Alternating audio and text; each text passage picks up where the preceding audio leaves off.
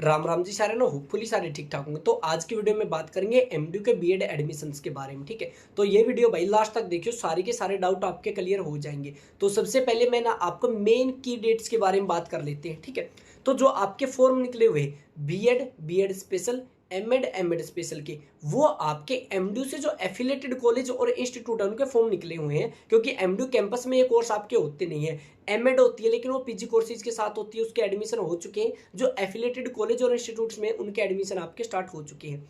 ये आपके एडमिशन है, मेरिट बेस्ड एडमिशन होते हैं। अगर आपके पास ग्रेजुएशन है तो ग्रेजुएशन की मेरिट बेस, आपने पोस्ट ग्रेजुएशन कर रखी है तो पोस्ट ग्रेजुएशन की मेरिट बेस। ठीक है, जिसमें आपके ज्यादा मार्क्स है उसके बेस पे आप अपना फॉर्म भर सकते हो। ओके, प्रोसेस क्या रहेगी? सबसे पहले आपको ऑनलाइन फॉर्म भरना है, फिर आपको कॉलेज की चॉइस फिल करनी है। चॉइस फिल करने के बाद क्या है कि आपका वो फॉर्म फाइनल सबमिट हो जाएगा। उसके बाद आपकी ना मेरिट लिस्ट आएगी, फर्स्ट फिजिकल काउंसलिंग होगी। काउंसलिंग के बाद क्या है कि भाई आपका एडमिशन है वो हो जाएगा। आपको फीस कटवा के आपको क्लासेज की प्रोसीडिंग कर देनी है। ठीक है, अभी आपको मैं मेन की पॉइंट्स बता देता हूँ। सबसे पहले तो भाई आपके फॉर्म है वो 27 जुलाई से 27 अगस्त तक भरे जाएंगे। ओके, अभी पोर्टल स्टार्ट नहीं हुआ है, 3-4 दिन में स्टार्ट हो जाएगा, 1 महीना पड़े, हाँ आराम से भर लियो। ठीक है, उसके बाद आपने 3 सितंबर तक चॉइस फिल कर सकते हो, या तो फॉर्म भरते टाइम में कर दियो या फिर आप लेट करना चाहते हो 3 सितंबर तक।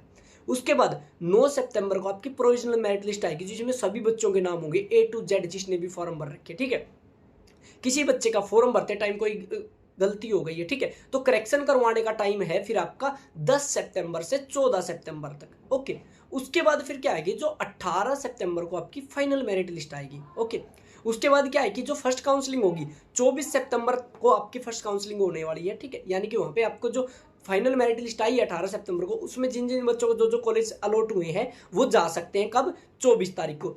24 तारीख से 29 तारीख तक आपकी क्या रिपोर्टिंग टाइम रहेगा, यानी कि आपको कॉलेज में जाना है, जाके आपको रिपोर्ट करना है। उसके बाद आपके डॉक्यूमेंट वेरिफिकेशन होंगे, फीस सबमिट होगी। फीस सबमिट होते ही आपका एडमिशन है वो हो जाएगा। जिसका फर्स्ट काउंसलिंग में एडमिशन नहीं होता, सेकंड काउंसलिंग होगी आपकी 5 अक्टूबर को। ठीक है, 5 अक्टूबर को आपकी लिस्ट आ जाएगी। फिर क्या है कि आपकी भाई 5 अक्टूबर से 10 अक्टूबर तक आपकी क्या है कि भाई एडमिशन की प्रोसेस चलेगी। आपको कॉलेज में जाना है, रिपोर्ट करना है। उसके बाद क्या है कि आपके डॉक्यूमेंट वेरिफिकेशन होंगे और आपकी फीस सबमिट हो जाएगी।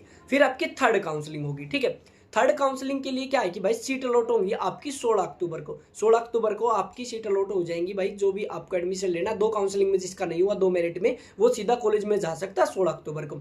फिर क्या है कि 16 से 21 अक्टूबर तक आपके डॉक्यूमेंट वेरिफिकेशन होंगे।